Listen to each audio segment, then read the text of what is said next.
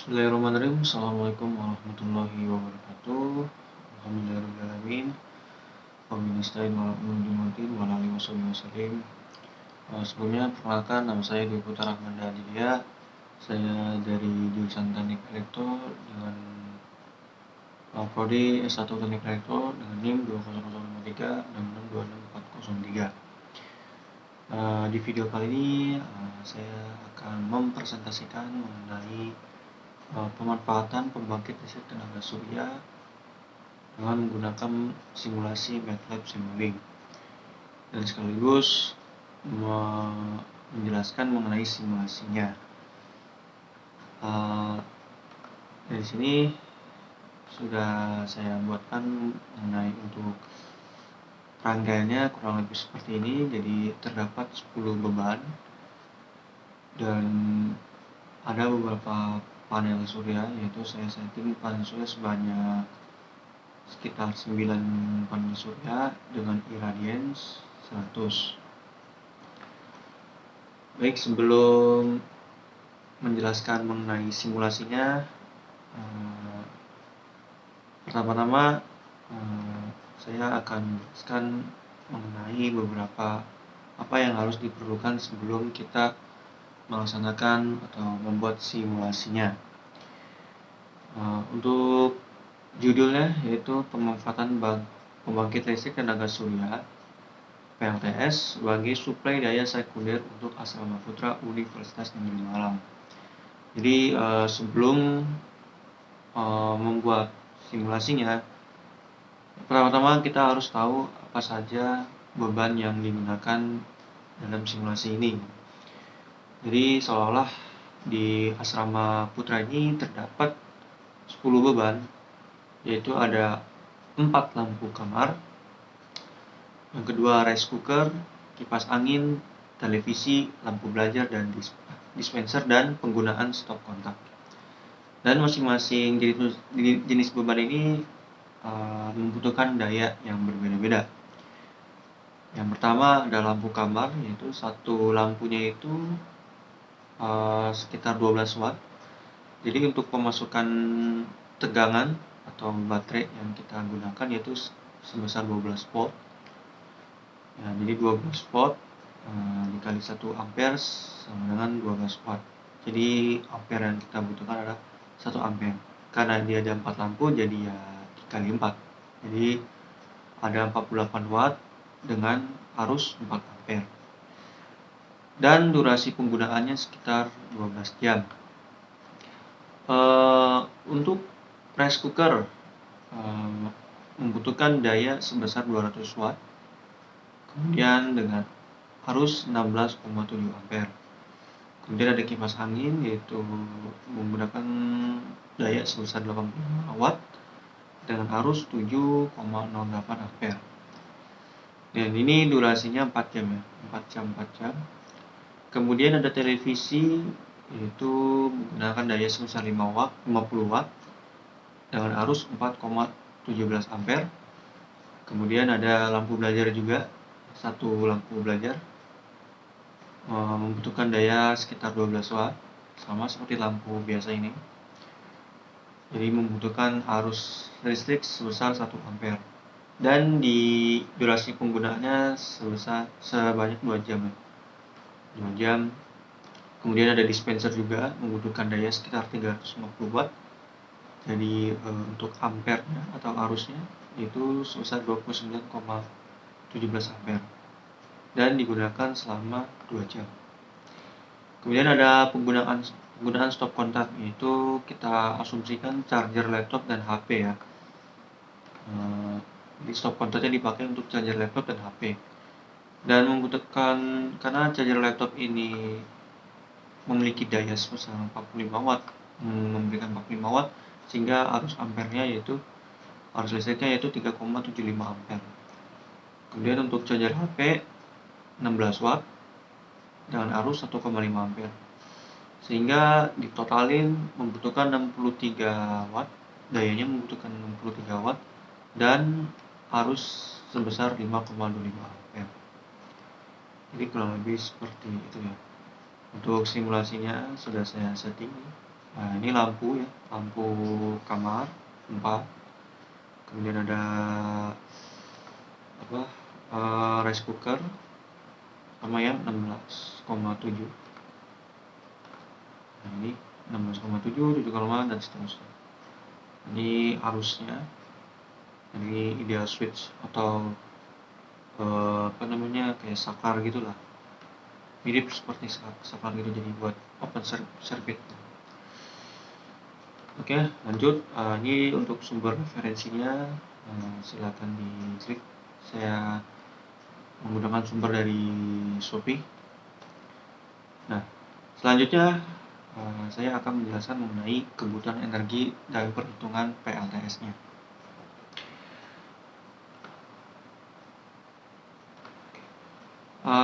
Kebutuhan energi itu bisa dihitung, yaitu ET sigma NI sama dengan 1 PI dikali TI, yang artinya daya dikali dengan waktu. Jadi jumlahnya itu dijumlahkan. Jadi ini untuk beban yang pertama, beban yang kedua, beban yang ketiga, dan seterusnya. Jadi 48 kali 12 maksudnya itu dari sini ya, dari watt digunakan 12 jam gitu. Ini pemisahannya 12 jam. Jadi total untuk kebutuhan energi totalnya yaitu sebesar 2.918 watt hour. Jadi kurang lebih seperti ini. Nah, dari persamaan ini tentunya kita harus tahu ya spesifikasi daya panel surya atau fotovoltaik yang digunakan. Nah, untuk rumusnya seperti ini. Jadi daya fotovoltaik sama dengan ET. ET ini merupakan energi totalnya dibagi CFG. CFG merupakan ini climate generation factor yang diasumsikan bernilai 3 dikali NS. Ini namanya kalau nggak salah tuh persentasenya, yaitu sebesar 85%. Jadi dari dapat ET-nya ini kita masukkan ke rumus ini. Jadi ET itu sama dengan 2.918 dibagi 3 dikali 0,85. 0,85 ini dari 85%. Jadi 85% dikonvert jadi 0,85 sehingga hasilnya seperti ini. 1144,313 watt peak. Nah, ini minimal panel surya menghasilkan daya kurang lebih seperti ini. Gitu. Jadi selain fotovoltaik juga, baterai merupakan komponen penting juga yang diintegrasikan pada sistem. Jadi dalam rangkaian simulasi ini kita juga membutuhkan baterai. Nah, di sini saya baterai menggunakan tegangan 12 volt dengan kapasitas 1000 Ah. Nah, di sini kalian bisa lihat saya menggunakan nominal voltage 12 volt dan rate capacity dalam bentuk Ah yaitu 1000 Ah. Dan ini adalah state of charge, ini 100%. Dan baterai responnya 2 detik ya. Kurang lebih spesifikasi baterainya seperti itu. Sehingga dapat dirumuskan C baterai atau kapasitas, maksudnya kapasitas baterai. K ini namanya rentang bekerja. Jadi ini kan bekerja efektif selama 2 hari ya.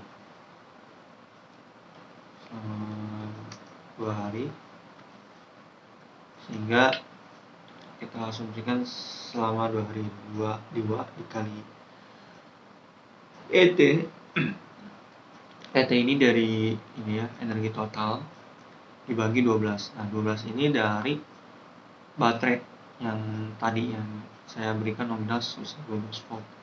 Sehingga kapasitas baterai yang dibutuhkan adalah sebesar ini, 486,3 Ah. karena saya menggunakan spesifikasi 1000 Ah, jadi masih bisa memuat daya sekitar 486. Nah, dari perhitungan ini perlu kita tahu jenis PV atau fotovoltaiknya atau panel suryanya dan baterainya. Nah, di sini saya menggunakan PV-nya yaitu Advanced Renewable Energy yang spesifikasinya sekitar 215 watt per peak. Kebetulan ini kan satu panel surya itu sebesar 215 watt peak, sedangkan kita butuh 1144. Maka dari itu dalam simulasi kita butuh sekitar 9 fotovoltaik ya. Jadi perhitungannya sederhana, jadi seperti ini.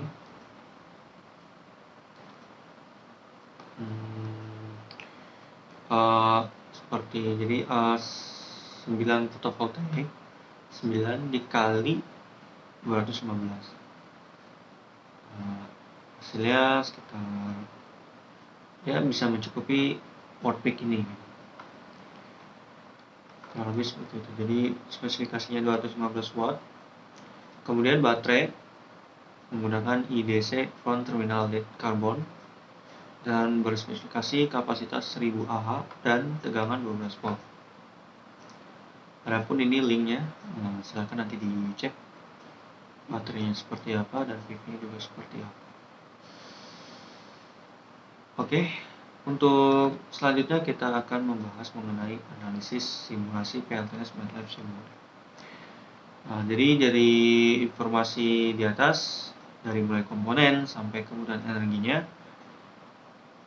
jadi membuat rangkaian PLTS ini di MATLAB Simulink dengan menggunakan panel surya fotovoltaik jenis Advanced Renewable Energy dengan berspesifikasi daya 215 watt peak.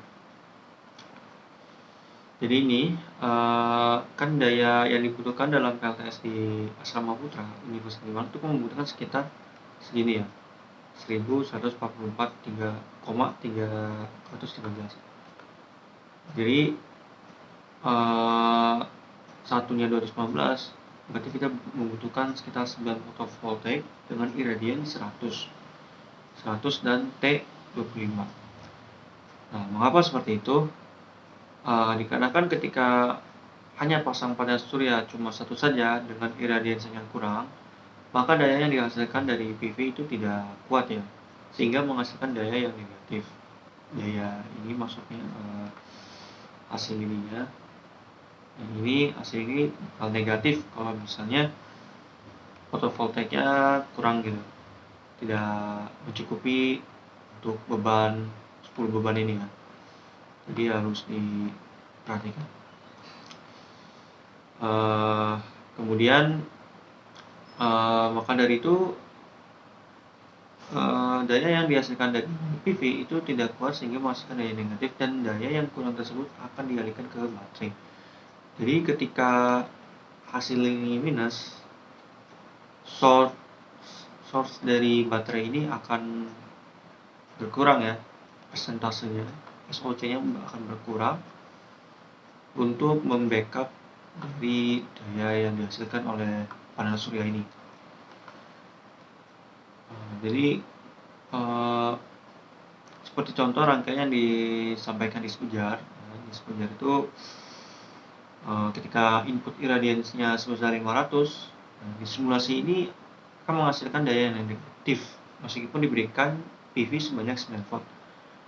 Karena di simulasi ini membutuhkan 9 volt dengan input iradian sebesar 1000 ya.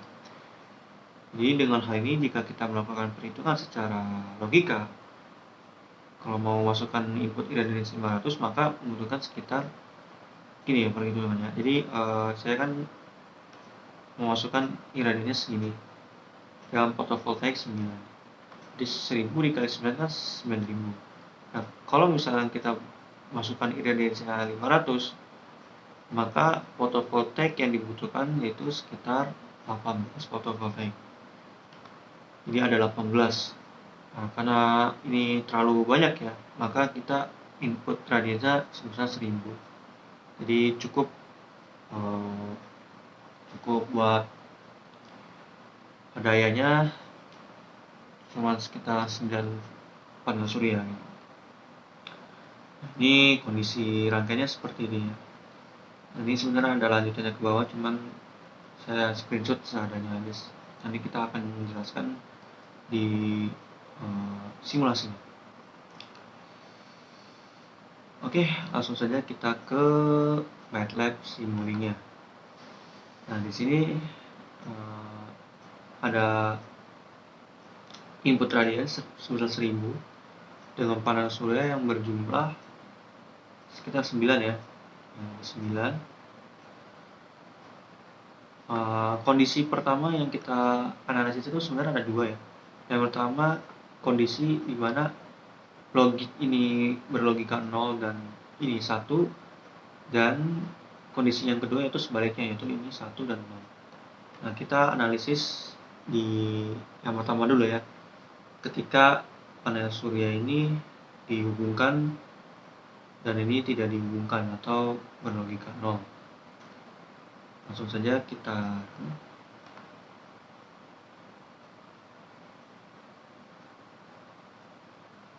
ini sebelumnya mohon maaf, laptopnya saya memang kurang bagus ya, jadi agak lama.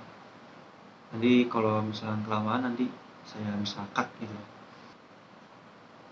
Nah, sudah ada hasilnya, yaitu sekitar 212.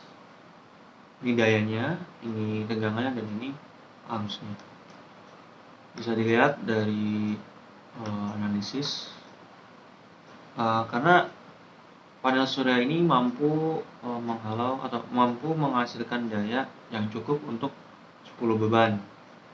Jadi dari beban ini kan ada beban 10, jadi sehingga si panel surya ini menghasilkan atau mengeluarkan daya sebesar 212 watt dengan jumlah panel surya sekitar 9 ya. Jadi kalau dihitung cukup ya, jadi 212 dikali 9 kemudian ditambah 1000. Jadi cukup untuk menghalau atau untuk menghasilkan daya untuk beban ini ya. Lalu bagaimana kondisi baterainya? Ini kita bisa lihat dari scope di sini. Tunggu sebentar ya, ini agak lama. Nah, di sini SOC-nya sebesar 100 ya, sebesar 100. Kemudian arusnya 0 dan tegangan 14 volt. Nah, kenapa tegangannya 14 volt sedangkan kita nominalnya tadi kan 12 volt ya? Ini dikarenakan terjadi efek charge dari panel surya ini. Jadi ketika panel surya ini di arus lewat sini nih, nah ini dia terjadi discharge ke baterai. Jadi sebesar 13,9 berapa gitu. Jadi di sini kan kita bisa cek di baterai sini. Sebentar. Nah, di discharge ini, nah dari sini kita bisa diketahui fully charged voltage-nya sebesar 13,96. Jadi kalau di scope atau di grafik tersebut itu sekitar 14 ya. Ya dibulatkan jadi 14 volt lah. Kurang lebih seperti itu ya. Jadi mengapa ini voltage sebesar 14,02? Dikarenakan tegangannya charge dari panel surya ini. Dan ini stabil ya teman-teman, stabil sampai detik 1000 ya. Jadi kita ambil detik sampai detik 1000. Nah, tadi udah saya screenshot hasilnya. Nah, ini adalah hasil dimana ketika fotovoltaik mampu menghasilkan daya untuk beban. Nah, lalu bagaimana misalnya panel surya ini tidak cukup atau tidak tidak mampu untuk menghasilkan daya untuk beban. Nah, bagaimana di grafik baterainya? Kurang lebih sepertinya teman. Misalkan sebentar, ini kita set di stop dulu. Mungkin agak lama ya teman-teman. Nah, kita setting irradiance-nya aja ya, kita ubah. Jadi ini irradiance kita ganti semisal 500 ya. Nah, yang di bawahnya juga kita ganti sampai 500. Ini mungkin saya agak cut aja ya mungkin. Oke, langsung saja kita run. Bagaimana nanti hasilnya kita bisa lihat ya.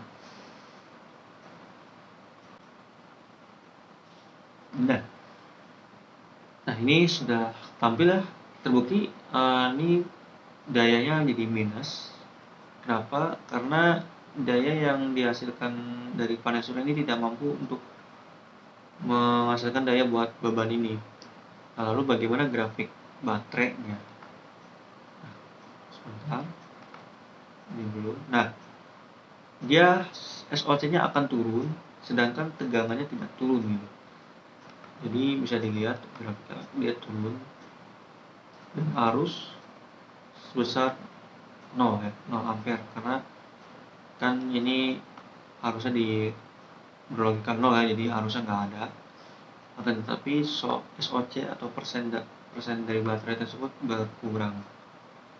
Nah, jadi sampai detik 1000 ya, bisa dilihat dari screenshotnya, sudah saya screenshot.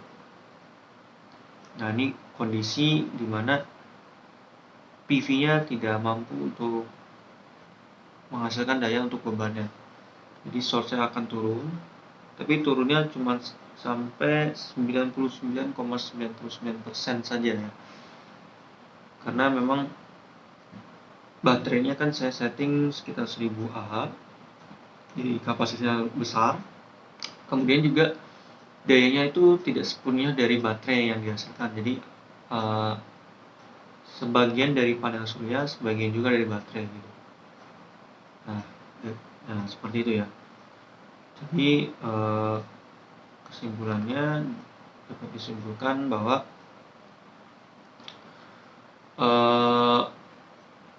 grafik arus dan tegangan itu stabil dikarenakan arus open circuit yang tadi dijelaskan, sehingga arus pada baterai tersebut bernilai 0 ampere dan tegangan sebesar 14,02. Nah yang tadi saya jelaskan sebelumnya, jadi tegangan 14,02 ini dikarenakan efek dari charge panel surya itu, jadi sebesar 14,02. Jadi perbedaan grafik antara panel surya yang tidak mampu untuk menghasilkan daya beban dengan panel surya dengan grafik yang ini, yaitu yang grafik menjelaskan baterai panel surya yang mampu menghasilkan daya pada beban. Nah, bedanya seperti ini. Jadi source-nya 100% ini dikarenakan baterai tidak digunakan, arusnya juga 0 dan tegangannya juga stabil karena ini tidak digunakan sama sekali, digunakannya cuma panel surya saja ya. Sedangkan ini dia panel suryanya kan nggak cukup ya, nggak kuat gitu istilahnya, maka dibantu oleh SOC persen dari baterai ini, jadi baterai ini berkurang gitu SOC-nya, kurang lebih seperti itu. Jadi kita kembali lagi, kita set ulang ya, jadi 1000. Nah oke, itu mungkin analisis dari panel surya disambungkan atau di berlogika 1 ya. Lalu bagaimana jadinya ketika ini kita kasih logika 0, kemudian ini kita kasih logika 1. Sekarang sabar ya teman-teman, kalau run saya bakal cut ya karena emang lama. Nah Panel surya ini menghasilkan daya sekitar 249,2. Nah, ini harusnya kadang minus kadang plus ya, karena ini kan dia ideal switch-nya kan 0 ya, jadi harusnya tidak lewat sini melainkan lewat minus ini. Jadi dia begini, muter ke baterai, kemudian ke sini dan seterusnya. Jadi dia nyangkut ke sini, akhirnya tegangan dari daya arus dari ini dia kadang minus kadang plus. Ini mempengaruhi dari iradiasinya juga, itu iradians dan kapasitornya, sehingga menghasilkan arus yang minus kadang plus gitu. Nah, dari sini kita bisa lihat arus dari total beban ini, dari 10 beban ini kan sebesar 67,37 ya. Nah, di baterai itu sama arusnya. Kita bisa lihat dari sini. Nah, arusnya sekitar segini ya. Jadi 67 ya, 67,37. Kemudian shortnya berkurang, tetap ya sama berkurang karena ya baterainya mengasumsikan daya buat beban ini gitu. Ya cuma SOC-nya juga, voltage-nya juga berkurang secara perlahan ya, dari 14 ke 13 dan seterusnya. Untuk hasil akhir sudah saya screenshotkan. Ini hasil screenshotan. Nah, ini ya, jadi grafiknya turun. Kenapa turun ya? Karena dayanya digunakan untuk beban gitu kan. Ini saya masih asumsikan sebesar 1000 detik ya. Kalau hasilnya kan sekitar 12 jam lah, berarti kita harus sampai 12 jam lah. Jadi 1000 detik aja itu berkurang sekitar 1 volt ya. Itu untuk 1000 detik gitu. Jadi jika kita lihat dari grafik SOC itu berkurang sampai 98,5%. Nah, berbeda dengan grafik sebelumnya yang ini. Nah, yang ini itu panel surya tidak mencukupi daya yang dihasilkan untuk beban, itu grafik surya hanya turun sampai 99,99%. Nah, dapat disimpulkan bahwa jika baterai sepenuhnya dipakai untuk beban, maka baterai berkurang lebih banyak daripada baterai yang tidak sepenuhnya dipakai untuk beban. Nah, kemudian tegangannya juga menurun yang disebabkan turunnya sumber daya dan terjadinya ada arus sebesar 67,37 berdasarkan pengukuran arus listrik pada rangkaian. Nah, pengukurannya tuh yang ini. Nah, yang ini sebesar 67,37.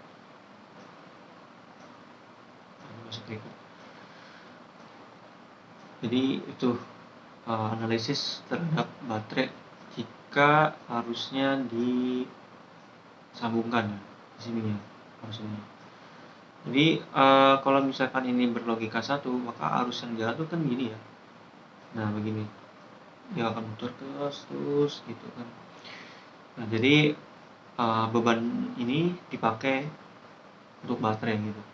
Sedangkan kalau ini kebalikannya, ini 1, ini 0, maka tegangan yang daya yang dihasilkan dari panel surya itu akan berjalan ke sini ya. Dari plus jalan ke sini terus muter ke sini. Nah, gitu. Jadi menghasilkan daya yang positif. Kalau hasilnya negatif berarti panel suryanya tidak mencukupi gitu. Harus ditambahkan iradians atau panel surya juga harus ditambahkan. Kurang lebih seperti itu. Nah, ini untuk kesimpulannya, jadi dari simulasi tersebut kesimpulannya adalah ketika panel surya tidak mampu menghasilkan daya yang diberikan pada beban, maka baterai akan membackup panel surya yang hanya sekitar 1% saja. Sedangkan panel surya yang mampu menghasilkan daya yang diberikan pada beban, maka baterai sama sekali tidak menghasilkan daya untuk beban. Nah, itu dapat dilihat dari arusnya bernilai 0. Nah, di grafik ini ya. Ini di grafik ini membuktikan bahwa baterai ini tidak digunakan sama sekali, melainkan dia menggunakan panel surya doang gitu. Kemudian dan terjadi charge dari panel surya, sehingga tegangan baterai yang awal nominalnya 12 volt menjadi 14,02 volt. Nah, kemudian jika baterai sepenuhnya dipakai untuk beban, maka hasil daya dari panel surya bertambah, yang awalnya dayanya sebesar 212 watt menjadi 249 watt. Nah, ini dari sini ya. Nah, ini kan awalnya kan 212 ya. Nah, ini saya sudah screenshotan kalau nggak salah. Nah, ini kan hasilnya 212 ya. Nah, itu berubah jadi 249. Artinya, ketika ideal switch pada PV berlogika 0 dan baterai berlogika 1, maka panel tidak sepenuhnya menghasilkan daya untuk beban, melainkan baterai yang digunakan dayanya sepenuhnya untuk beban, sehingga pada grafik SOC dan voltage menurun atau berkurang dan memiliki adanya arus sebesar 67,37 ampere. Nah, jadi kurang lebih seperti itu analisisnya. Mungkin itu saja dari saya. Apabila ada kata atau yang kurang jelas, mohon maaf, dan bisa dilihat dari analisisnya saja.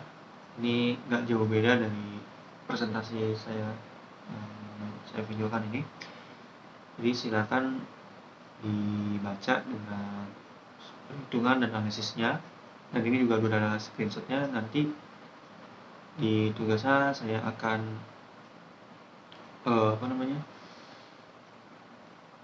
mengumpulkan file simulasi ininya. Kemudian untuk analisis kesimpulannya kurang lebih seperti ini yang tadi sudah saya bacakan. Oke, mungkin itu aja yang bisa saya sampaikan. Kurang lebihnya mohon maaf. Terima kasih. Wassalamualaikum warahmatullahi wabarakatuh.